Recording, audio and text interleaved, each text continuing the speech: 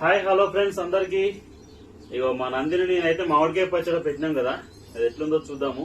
ఇలా కలుపుదామని కలుపుతున్నా.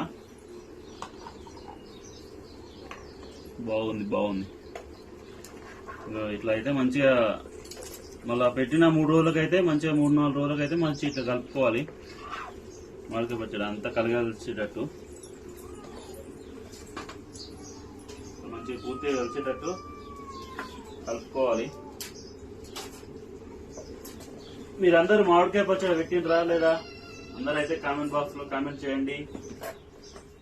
ఇట్లా కలుపుతుంటే అయితే మస్తు టేస్టీగా వాసన అయితే వస్తుంది, మంచిగా గుమగుమ అని.